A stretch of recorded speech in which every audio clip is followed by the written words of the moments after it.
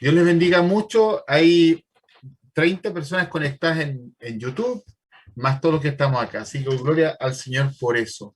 Amados, esta semana hemos estado reflexionando sobre somos su pueblo.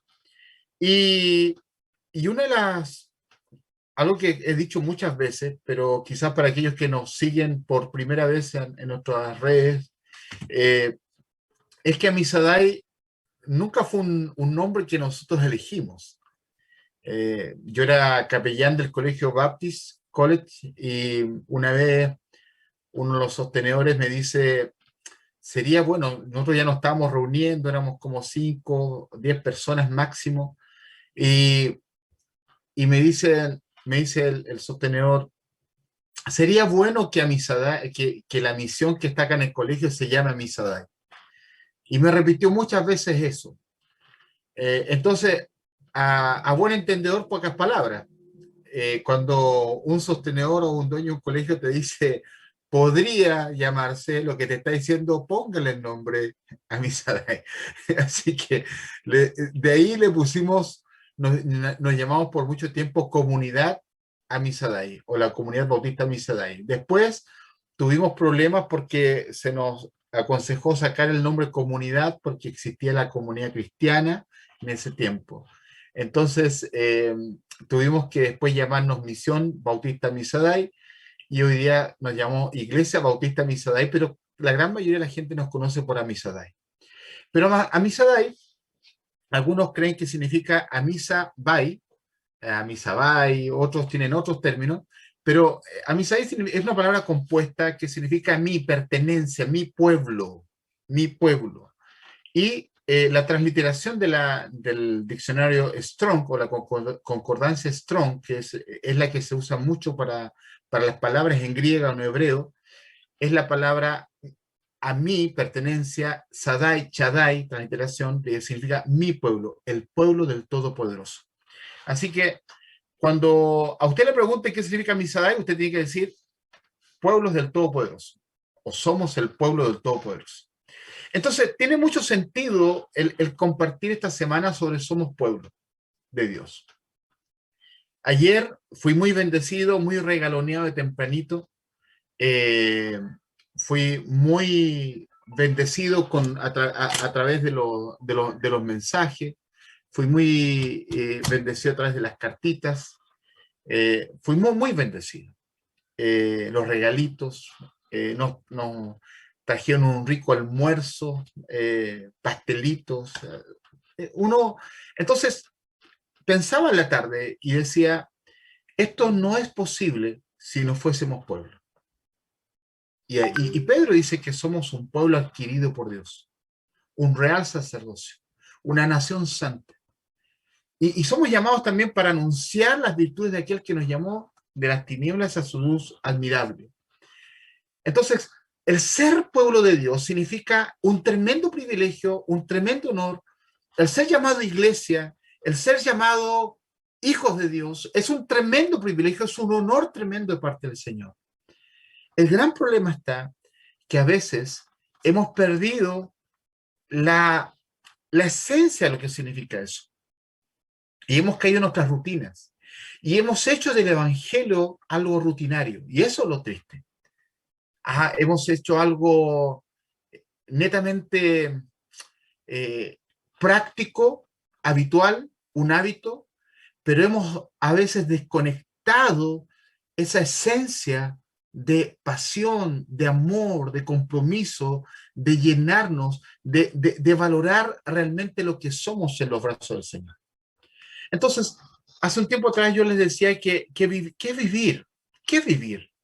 Vivir es compartir, amados. Es amar, es perdonar. Vivir es agradecer, celebrar, disfrutar. Eso es vivir. Y como pueblo de Dios tenemos que aprender a vivir el Evangelio. Vivir es cantar, ¿cierto?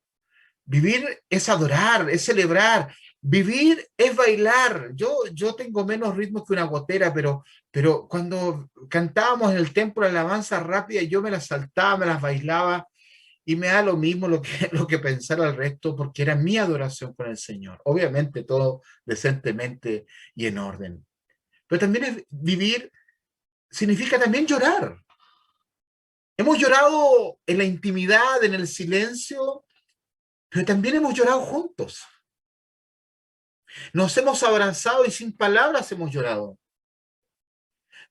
También hemos reído. Eso es vivir. Vivir es enfrentar los momentos difíciles de la vida con la certeza de que no estamos solos y que la tormenta pasará. Y qué maravilloso pasar las tormentas con un pueblo que te ama, que te abraza, que te sostiene, que no te deja caído, sino que te ayuda a levantarte. Vivir es llorar con el que llora y reír con el que ríe. Vivir es mantenerse en pie cuando otros doblan sus rodillas ante los reyes de este mundo.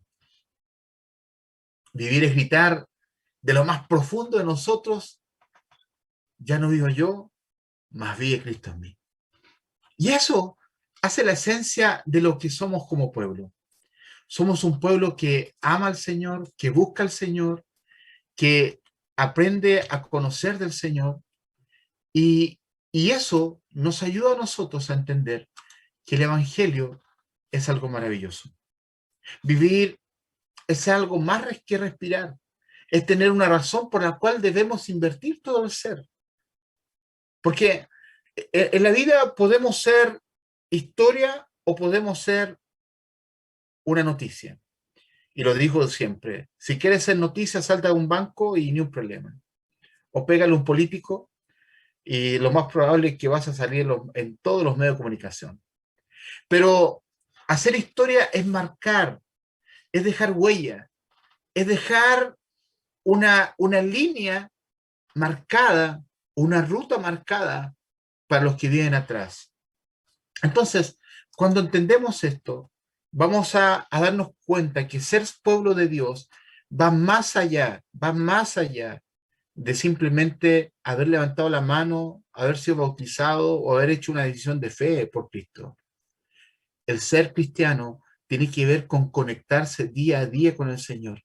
Hemos perdido la pasión, hemos perdido, hemos caído en una apatía muchas veces espiritual. Y lo que veo tristemente hoy es una apatía de desconectarnos. No nos conectamos, no nos comprometemos, y hoy día hay más prioridades que no tienen que ver con la fe, que nos absorben. Entonces, abra su Biblia, por favor, en Efesios, o sea, perdón, en Apocalipsis. Vamos a ver la iglesia de Éfeso. Apocalipsis capítulo 2, verso 1 al 11, leo la Nueva Traducción Viviente. Capítulo 2 de Apocalipsis. Y habla las 7 iglesias. Y qué hermoso es poder reflexionar en su palabra, reflexionar en lo que Dios tiene para nosotros, para nuestras vidas. Qué hermoso es poder buscar el rostro del Señor juntos. Y antes de empezar, quisiera entender que para entender mejor el libro de Apocalipsis y hacerlo parte de nuestra vida diaria, porque algunos ven Apocalipsis muy lejano, no se quieren encontrar con dragón y cosas por el estilo. Un otro día me decía una persona: me da miedo leer Apocalipsis. Y yo le digo: el libro de Apocalipsis es uno de los libros más hermosos para hablar de adoración. Entonces, para entender mejor y hacerlo parte de nuestra vida, debemos comprender algunos elementos que son fundamentales en su interpretación. Lo primero que debe entender, amado, es que hay 4 líneas, incluso una quinta, pero 4 líneas para interpretar o acercarnos a Apocalipsis. Está la posición pretérica, que habla de que lo que pasó fue solamente para el momento del siglo I, y después ya no se volvió a repetir los eventos que salen allí. Fue algo allí en ese momento. Está la forma de acercarnos desde el punto de vista histórico. Otra forma de acercarnos es a través de la forma futurista, del pensamiento futurista, y otros usan un método idealista para acercarse a Apocalipsis. Y eso, hoy día vemos muchos conceptos futuristas e idealistas. Por eso, tenga cuidado, no todo lo que sale en las redes sociales, no todo lo que sale en YouTube, no todo lo que sale en Internet, de las señales, de los hechos que se están viviendo, eh, pueden ser así. Hay distintas formas de interpretar. Entonces, primero tenemos que entender que el libro de Apocalipsis es un todo y no son visiones aisladas. Hay que leerlo en forma completa y entenderlo en forma completa. No hay que tomarlo solamente como hechos aislados. Y este es un libro especial, es un libro profético por un lado, es, es epistolar y apocalíptico. Ahora, si podemos verlo desde un punto de vista histórico, Dios se ha manifestado por medio de actos liberadores y también por medio de juicios. Y eso es lo que nos relata Apocalipsis. Y la máxima revelación de Dios en la historia es Jesucristo. No hay otra. La mayor revelación de Dios en la historia es Jesucristo. Y qué maravilloso es entender que usted y yo, que hemos confesado a Jesús como el Señor y Salvador de nuestras vidas, podemos decir como el apóstol Pablo, ya no vivo yo, más vive Cristo en mí. Hay un momento en que la historia acabará y comenzará la eternidad, ¿cierto? Hay diferentes maneras de entender este libro. Hay ciertos hechos que son certísimos, claros. Cristo es Dios encarnado. Cristo murió, Cristo resucitó y Cristo viene. Gloria al Señor por ello, ¿cierto? Pero mientras Cristo regresa, debemos aprender a vivir una vida diferente. Ahora, el contexto, Éfeso es una ciudad portuaria, orgullosa, rica, activa. Asimismo, era un importante centro comercial, político, religioso. Fue famosa por el templo a Diana y, y, por un teatro que abarcaba alrededor de 50.000 personas. Imagínense en esa época, un teatro de 50.000 personas. Había un estadio para carreras, 2 veces al año se realizaban encuentros entre hombres y bestias, por ejemplo. Entonces, la historia de Éfeso era muy rica desde el punto de vista arqueológico para nosotros hoy día, desde el punto de vista antropológico también, pero también desde un punto de vista histórico. Y es interesante cómo Dios habla a ellos, cómo ministra a ellos. Recordemos que el apóstol Juan, que escribe en esta carta, estuvo alrededor de 30 años de ministerio en ese lugar. 30 años. Más o menos, él llegó por el año 70, más o menos, después de Cristo, y hasta finales del siglo. Entonces, para entender Apocalipsis, yo hago este contexto. Entonces, cuando vamos a leer el pasaje y vamos a darnos cuenta que han perdido su primer amor, que es la frase que más se habla de este mensaje a esta iglesia, hay que entender el contexto, la riqueza que tenían, el orgullo que tenía esta ciudad. Y tenían para enorgullecerse. Es, por ejemplo, cuando tú viajas a una metrópolis o una gran ciudad y te das cuenta, me acuerdo cuando yo era pequeño y la primera vez que fui a Santiago, mi papá me decía, oye, me pasó 2 piedras, me dijo, échatelas al bolsillo. Y yo le dije, ¿para qué? Para que cuando estés viendo los edificios tengas peso y saques la cabeza hacia abajo. Me decía, porque como guaso y andar mirando los edificios hacia arriba. Entonces me decía, recuerda que mientras estés mirando los edificios hacia arriba te van a robar. Entonces, si te metes las manos, que encuentres las piedras. ¿Saben? Así era Éfeso para la época. Si uno ve el punto de vista geográfico, cómo estaba ubicada, también se da cuenta cómo entender este pasaje. Ahora, el propósito de este mensaje es que se ven distintas oportunidades, cómo el autor Juan escribe para animar a los creyentes y a resistir con firmeza las demandas de adorar al emperador. Recuerde que querían que adoraran al emperador. Por eso la declaración era muy importante cuando tú confesabas a Jesús como el Señor de tu vida. Porque con eso decías, yo no estoy ni ahí con el emperador. Yo, mi Señor, mi Kyrios, es Jesús. Y eso era un golpe en cierto lugar al emperador, pero también a las políticas. Entonces, vemos que Juan, lo que él quiere hacer es llevarnos a defender la fe y a mantenernos firmes en la fe. Vamos al pasaje. Dice, escribe esta carta al ángel de la iglesia de Éfeso. Este es el mensaje de aquel que tiene 7 estrellas en la mano derecha, del que camina en medio de los 7 candelabros de oro. Verso 2. Yo sé lo que haces. A ver, partamos ahí. Lo que está diciendo Juan en esta carta, en este hecho apocalíptico, y es el mensaje de la revelación de Dios, porque recuerden que es Jesús hablando allí, ¿ya? Por eso muchas Biblias usted lo va a encontrar con letras rojas, pero lo que nos relata el pasaje dice, yo sé todo lo que haces. Yo sé por qué lo haces, cómo lo haces, cuáles son tus motivaciones. Él conoce el corazón. Yo sé quién eres realmente. Hay una gran diferencia entre de estar llenos e estar hinchados. ¿O no? No voy a dar detalles, pero ¿usted se ha sentido lleno? Qué rico sentirse lleno cuando uno come algo bueno, ¿no? Ahí tenemos presencia colombiana, así que podemos decir que un buen sancocho te deja llenito, ¿no? Un buen sancocho de costilla, me han contado por ahí. O si uno quiere chanchear en la tarde con una hamburguesa colombiana espectacular con salsa de piña. Espectacular, se la recomiendo. En la tarde voy a vender. Entonces, una diferencia es estar lleno y otra cosa es estar hinchado. Reflexionen eso.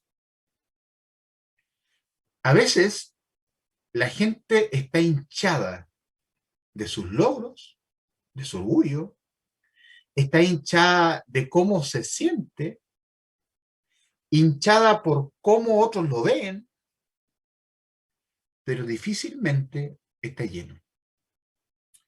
Dice la Biblia que de la abundancia del corazón habla la boca. De lo que estamos llenos vamos a hablar, no de lo que estamos hinchados, porque la hinchazón pasa. La llenura también pasa, por eso la Biblia dice que tenemos que continuamente estar allí. Pero dice, yo te conozco tus motivaciones, conozco lo que haces, conoce lo que haces en oculto, lo que nadie ve, yo lo conozco. Dice, he visto tu arduo trabajo y tu paciencia con perseverancia. Primero, le está hablando a la iglesia. Reconoce que la iglesia era una iglesia trabajadora, que tenía algo muy importante de perseverancia. Y eso nos habla de una iglesia que no era pasiva, sino que era activa. Ya, vamos a hacer un alto acá. Estoy con mi Biblia en la mano. Vamos a acercarnos al pasaje. Si el Señor nos hiciera a nosotros hoy día una evaluación como Iglesia Bautista Misadar, ¿cómo nos vería? Y cuando decimos iglesia, es usted, soy yo. El templo está cerrado y eso no es la iglesia. La iglesia somos nosotros. ¿Estamos todos de acuerdo? Entonces, la primera pregunta que deberíamos hacer no es ¿cómo Dios nos ve? ¿Cómo ve nuestras motivaciones? ¿Por qué hacemos lo que hacemos? ¿Por qué cantamos lo que cantamos? ¿Por qué hacemos los devocionales que hacemos si tenemos los cultos que tenemos? ¿Cuáles son nuestras motivaciones para entregar almuerzo los días domingos? ¿Cómo Dios nos está viendo a nosotros? Hoy día, 2 de mayo del 2021, ¿cómo Dios nos está viendo? Lo primero que tenemos que preguntarnos es eso, todos nosotros, aquellos que pertenezcan a nuestra congregación y aquellos que nos están viendo a través de YouTube o aquellos que nos van a ver a través de Facebook durante estos días. ¿Cómo crees que el Señor hoy día nos evaluaría?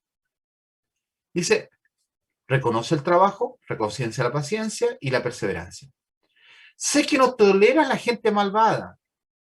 Has puesto a prueba las pretensiones de esos que dicen ser apóstoles, pero no lo son. Has descubierto que son mentirosos. Has sufrido por mi nombre con paciencia sin darte por vencido. O sea, desde un punto de vista doctrinal, eran celosos en la doctrina. Eso también deja entrever que eran estudiosos, que eran preparados, que se capacitaban continuamente. Recuerde la influencia de ese tiempo. Hay una tremenda influencia. Al estar donde ellos estaban, todos pasaban por ahí. Al pasar todos por ahí, les llegaba la primera información de todo lo que había. Llegaban y decían, oye, recuerda que te cuento que sacaron sacaron la última Biblia de estudio. Estoy contemporaneizando. Sacaron la última, y tal autor escribió el último libro, te lo traje, mira, aquí está, primero que todos los demás. Antes que Perno, Esmirna y todos los demás, la Odisea, todos. Mira, ustedes son los primeros. Estaban enterados. Lo más probable que ellos ya tenían internet. Y googleaban en ese tiempo. Estaban al tanto todo, tenían lo mejor. Me imagino, tenían un estadio de 50.000 personas. Más grande que nuestro estadio, el CDA. Que ayer perdimos 2-1, pero no importa. Y Colo Colo también perdió 5-1, pero por eso voy a predicar sobre Apocalipsis. Por eso estoy predicando de Apocalipsis. Entonces, les dice eso. Pero después dice, pero tengo una queja contra ti. Los psicólogos hablan de cuando uno habla con las personas, tiene que usar la técnica del sándwich. ¿Cierto? Las cosas buenas, le dice las cosas buenas, señor psicóloga, ¿cierto? Al medio le dice las cosas malas, las cosas que no le gustan a la gente, y después le vuelves a decir las cosas buenas. La técnica del sándwich. Entonces, cuando de repente uno hace una consejería, le dice las cosas bonitas, después le tira la oreja, y después nuevamente pone las cosas buenas. La técnica del sándwich. Este pasaje me recordó esa imagen. Jesús les dice las cosas lindas. Uy, si Jesús me hubiese dicho eso, yo hubiese estado con... ¿Dónde está mi diploma? ¿Dónde me saco la selfie con Jesús? Y dice, pero tengo contra ti una queja. Aunque nos cueste decirlo, suena esta condenación. Se la condena por perder el primer amor. Después de los elogios, el Señor expresa a los efesios, expresa su dolor y la queja contra ellos. Entonces, habla de que perdieron la pasión. Es una queja sencilla, pero también es una queja muy seria. Y las cosas de Dios se tienen que tomar con seriedad. Y hoy día, por esta apatía religiosa y esta apatía espiritual, las cosas de Dios no se están tomando con la seriedad que deberían tomarse. Y no estoy hablando de un mensaje de juicio ni de condenación, pero sí, ojo, la Biblia también nos corrige. ¿Queremos lo bonito? Es, por ejemplo, los que somos padres. Cuando uno trata de ir a los niños amorosamente, pero cuando de repente uno tiene que corregir, aunque nos duela, tenemos que hacerlo, ¿o no? Es parte del amor. El Señor les dice que perdieron su pasión que tuvieron al principio. Mire, veamos Hechos, capítulo 20. Hechos, capítulo 20. Vamos a ver un pasaje ahí. Hechos, capítulo 20. Versos 36 al 38. Miren lo que dice. Leo la nueva traducción viviente. 36 al 38. Cuando Pablo terminó de hablar, se arrodilló y oró con ellos. Todos lloraban mientras lo abrazaban y le daban besos de despedida. Estaban tristes principalmente porque les había dicho que nunca más volvería a verlos. Luego los acompañaron hasta el barco. ¿Se da cuenta cómo la iglesia, de una u otra manera, estaba teniendo su primer amor perdido, su amor al prójimo? ¿Cómo reaccionan ahí cuando Pablo se iba?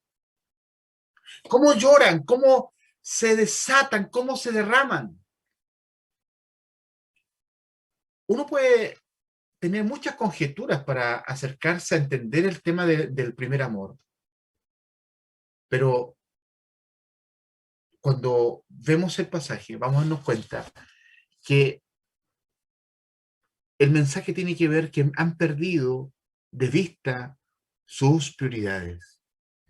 Y cuando uno pierde de vista las prioridades, empieza a caer un letargo espiritual, una apatía espiritual, y empieza a perder esa pasión por la cual debemos vivir. Podemos vivir de nuestros logros. Muchos cristianos viven de sus logros pasados y muchos cuando nos encontramos con cristianos hablamos de cómo lo hicimos en algún momento dado y cómo servimos y cómo predicamos, pero hoy día vivimos un letargo espiritual. Hay que aprender a distinguir cuáles son nuestras prioridades en la vida. Cuando usted lee el contexto completo del capítulo 20 del libro de los Hechos, se da cuenta cómo se manifestó en este viaje, en este último viaje, y cómo se despiden y cómo se desarrolla el pasaje. Y eso nos va a hacer entender también por qué Jesús habla a la iglesia y le dice, has perdido tu primer amor. Leamos el pasaje. Pero tengo una queja en tu contra. No me amas a mí, ni se aman entre ustedes como al principio. Ya no es lo mismo. Miren, la primera vez que hicimos un culto por YouTube, el primer culto que transmitimos por YouTube fue el 5 de abril del 2020. Ese culto tuvo más de 600 reproducciones. Hoy día va sobre las 700 reproducciones. Quiere decir, y eso en un par de días, los hermanos estaban ansiosos de conectarse, ansiosos de estar. Hoy día ya no está el mismo compromiso de conectarse y conectarse con la iglesia. Entonces, la iglesia de ese tiempo había perdido su esencia, había perdido lo que realmente los debía mover, el amor a Dios y el amor al prójimo. Religiosamente lo hacían espectacular. Doctrinalmente eran fieles, trabajadores, comprometidos, perseveraban. Pero la pasión ya no era la misma. El amor que le tenían a Dios no era el mismo. Había apatía. Se había perdido la sensibilidad espiritual. Es por ello que lo repetimos continuamente. Cuando tenemos problemas, cuando más oramos, cuando estamos bien, no oramos. Por lo menos oramos cuando damos gracias por los alimentos o cuando nos vamos a acostar. Pero perdemos esa esencia de orar. Perdemos esa esencia de buscar el rostro del Señor. Perdemos esa esencia de involucrarnos con los demás. Debemos aprender a entender que no podemos perder la esencia de lo que somos como iglesia. No podemos perder ese primer amor, ese amor por el Señor, incluye esta pérdida, incluye el abandono de lo que Jesús recalcó a sus discípulos, un mandamiento nuevo os doy, que os améis los unos a los otros. Y amados, no significa no solamente amar a Dios, sino que significa dejar de amar al prójimo. Amados, que este mensaje, somos su pueblo, nos haga recordar cuáles son nuestras motivaciones, porque Dios las conoce. El amor fraternal en Cristo Jesús ha sido un emblema del discipulado, pero esta iglesia de Éfeso había permitido que muriera la brillantez del diamante del amor de Dios. ¿Saben? Como creyentes tenemos que reflexionar seriamente sobre el significado del primer amor. Hoy día tenemos que hacer un alto, amados. Miren, vamos a Ageo. Ageo capítulo 1. Recuerde que Ageo, el contexto de Ageo, es que nos está hablando sobre la reconstrucción del templo. Recuerda que Ageo es el primer profeta menor y relata cuando el pueblo había salido de la esclavitud de los babilónicos. ¿Ya? Para poner un contexto, léalo, es corto el libro, va a ser muy bendecido. Miren, leo algunos versículos. Verso 2. Esto es lo que dice el Señor de los ejércitos celestiales. El pueblo alega, todavía no ha llegado el momento para reconstruir la casa del Señor. Entonces el Señor envió el siguiente mensaje por medio del profeta Ageo. ¿Por qué viven ustedes en casas lujosas mientras mi casa permanece en ruinas? Esto es lo que dice el Señor de los ejércitos celestiales. Miren lo que les está pasando. Hacemos un alto ahí. La iglesia en Éfeso le estaba yendo bien desde el punto de vista doctrinal, eran trabajadores, eran esforzados, perseveraban, pero habían perdido sus motivaciones y habían perdido, ¿qué cosa? Habían perdido sus prioridades. ¿No tiene una conexión con Ageo? Dice que sus casas estaban lujosas, le había ido súper bien. Estaban siendo prósperos. Recuerde que el significado del Antiguo Testamento, que el templo era donde habitaba Dios. En la gracia, el templo somos nosotros. Y el Espíritu Santo habita en nosotros.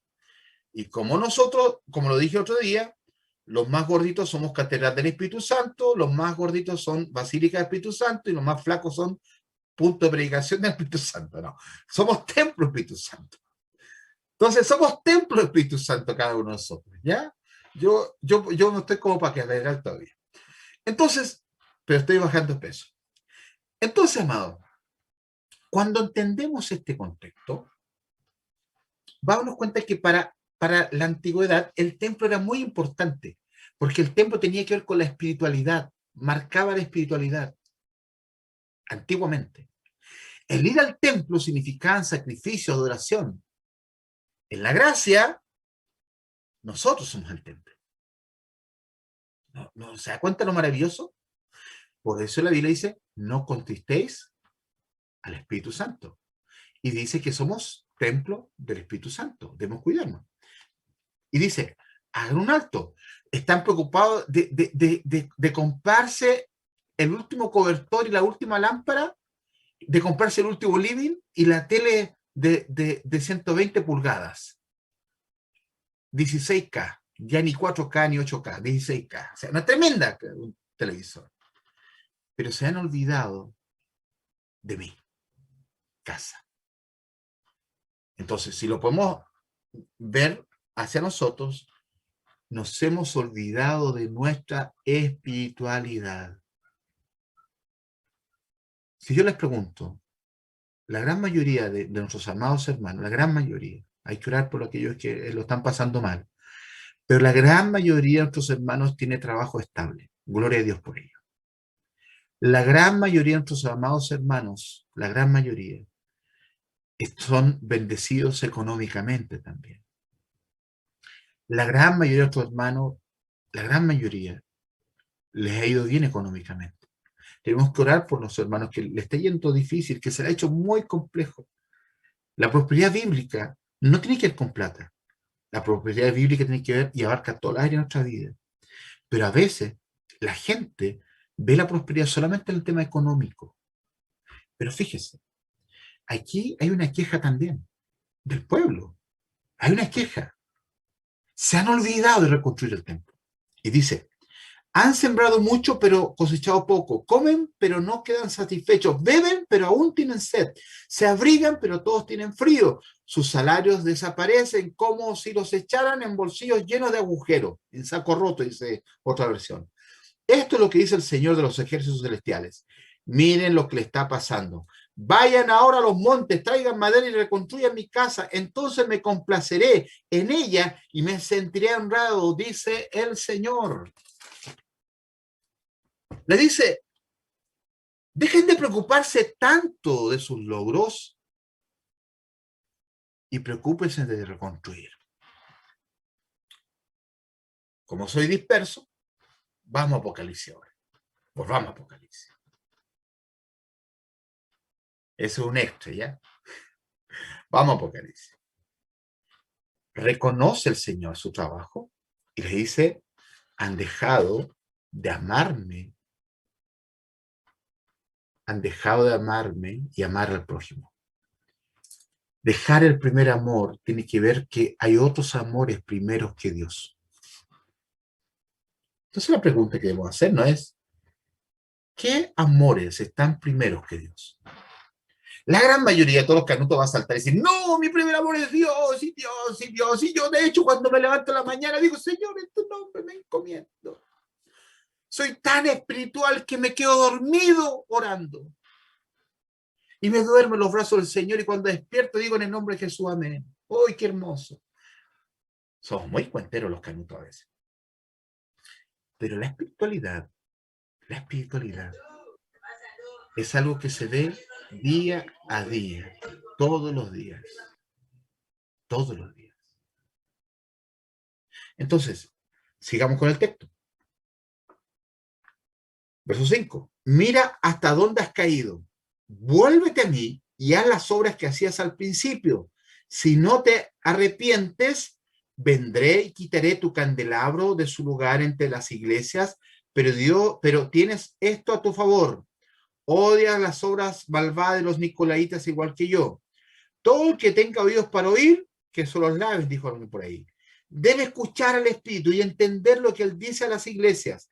A todos los que salgan vencedores les daré del fruto del árbol de la vida que está en medio del paraíso. Fíjese qué tremendo. La exhortación que Jesucristo hace a la iglesia de Éfeso debe considerarse muy serio. Por eso complementa añadiendo, de lo contrario yo vendré pronto a ti y quitaré tu candelero de su lugar si no te arrepientes. Esta exhortación también muestra su seriedad por el lado negativo que presenta. Si no se le obedece, el Señor amenaza con traer un juicio pronto y quitar el candelero de la iglesia de Éfeso.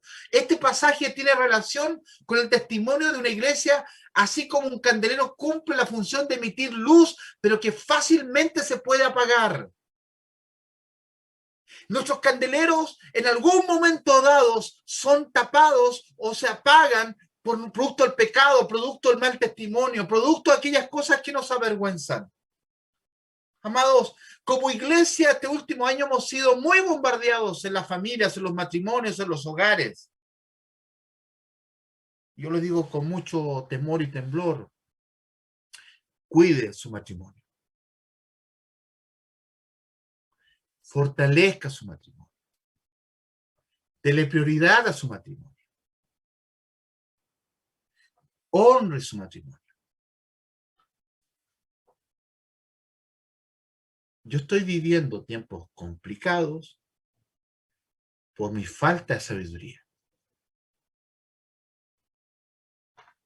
Pero, amados, no deje que el devorador llegue a su casa. No deje que el diablo le robe bendición. Y manténgase firme. Firme. Orando, clamando, doblando sus rodillas. Entendiendo que todo lo que tenemos pasa. Que ese auto que tú tienes, que esa casa que tú tienes, que esos muebles que tú tienes o esas vacaciones que pretendes tener o tuviste, eso es pasajero, pasajero. Ese trabajo que tenemos hoy día es pasajero. En las empresas podemos ser reconocidos, ahora como el Día del Trabajador, reconocidos en el trabajo, pero en el trabajo somos números, pero para Dios no somos números. Para el Señor Jesucristo no somos números. Amado, dígalo ahí conmigo, somos sus hijos, somos su pueblo, no somos números. Por eso es serio hablar de la falta de perder el primer amor. Es serio hablar de esto. Es serio de hablar de las prioridades que nos mueven a hacer lo que hacemos.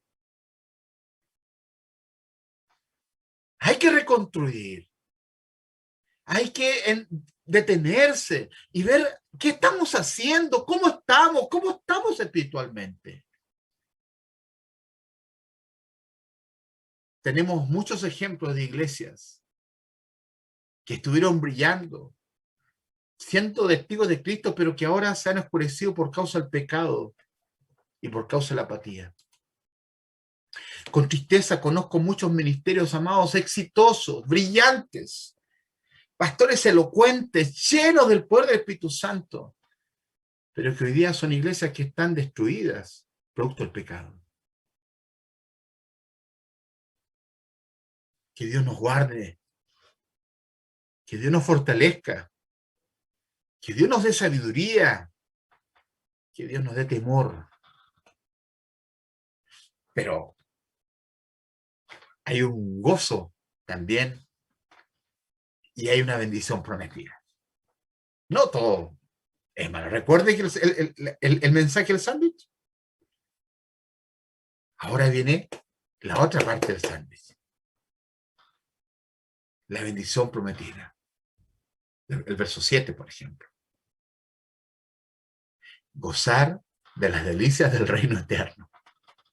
Todos los mensajes a las iglesias finalizan con una exhortación acerca del oír. La Biblia dice, no hay peor sordo que aquel que no quiere oír. Los que son padres, ¿le ha pasado que usted llama a sus hijos y no escucha? Uno les llama, a mí me pasa, Elías, Benjamín, Elías, Benjamín, y cuando empieza a sonar el tono de voz un poquito, Elías, Benjamín, Elías, Benjamín. Y es como que de repente escuchan los niños, ¿se dan cuenta? Es algo milagroso. Yo creo que todos los que somos padres podríamos decir que algo de otorrinos tenemos.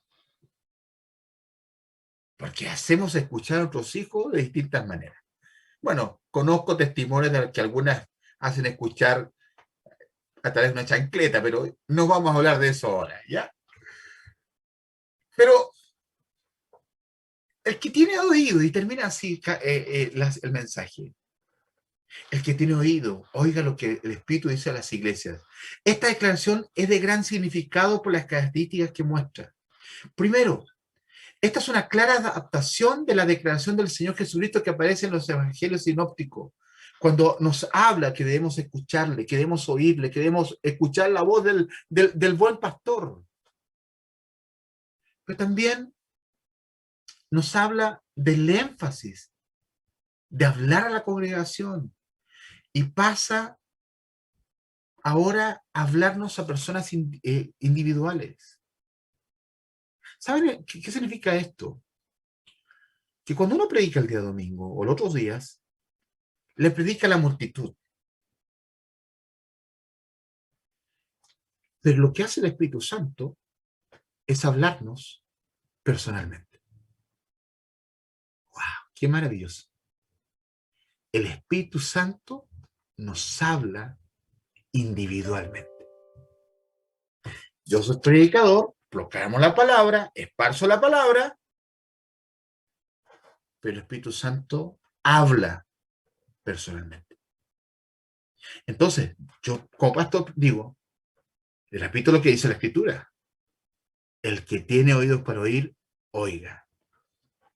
Y si somos más chilenos, que se los lave. O que vaya al otorrino, si está escuchando poco. Debemos aprender a oír. Pero también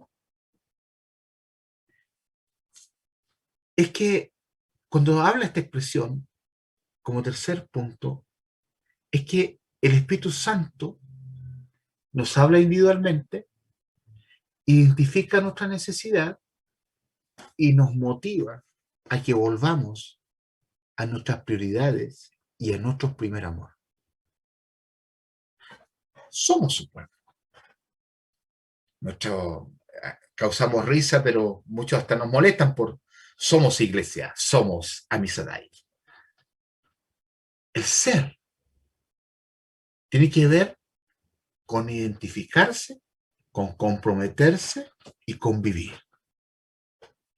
El ser pueblo de Dios tiene que ver con ser lo que realmente fuimos llamados a ser, pero también con lo que fuimos llamados a hacer. Somos su pueblo pagado por la sangre del Cordero. Pero también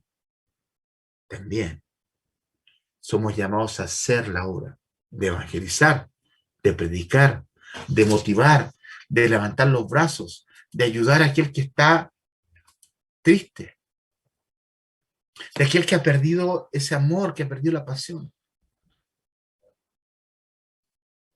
Vamos a hacer un ejercicio. Habemos en Zoom conectados 18 personas.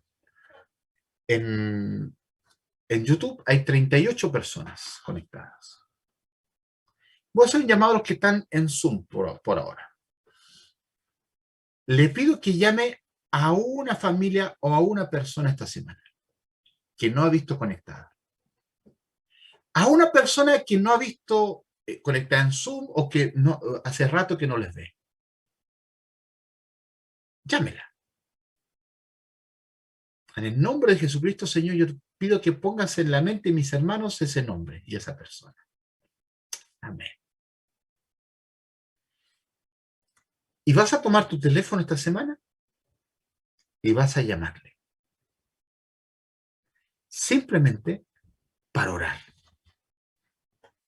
Y a esto le vamos a llamar oración.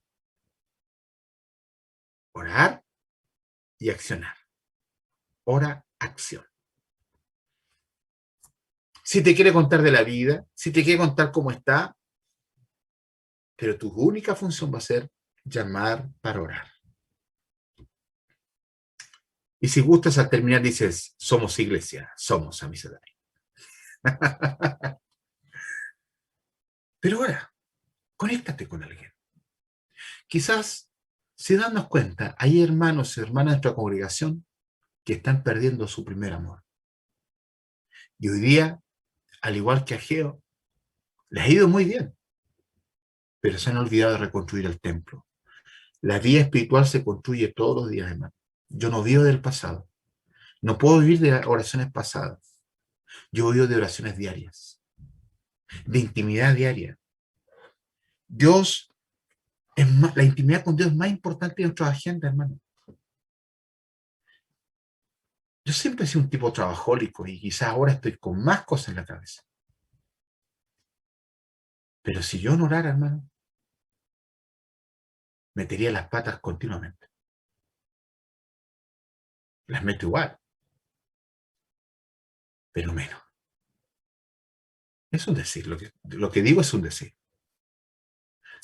Lo que quiero que reflexionemos es, amados, es que tu espiritualidad no depende de lo que hiciste en el pasado, ni a cuántos ganaste, ni cómo Dios te usó para sanar a un enfermo, ni cuántos textos bíblicos conociste, ni en qué institutos bíblicos participaste, ni cuántos títulos tienes en la pared de tu oficina o en tu casa.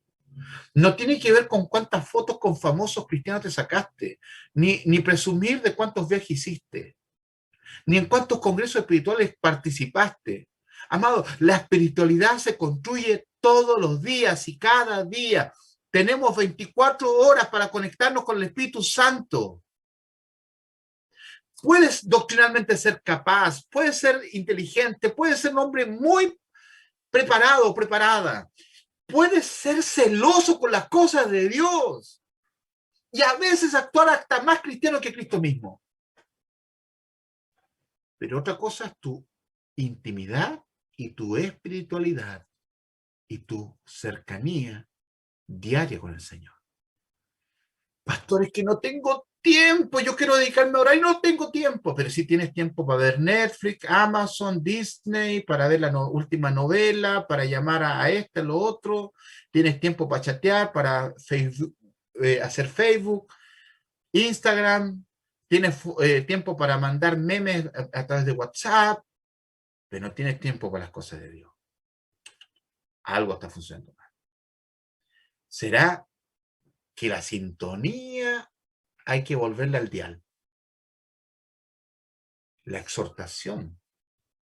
Recuerda que el mensaje es una predicación, pero también es una exhortación. Como pastor estoy exhortando. Volvamos al dial. Volvamos a alinearnos. Porque a veces metemos ruido, pero no se escucha bien. Amados,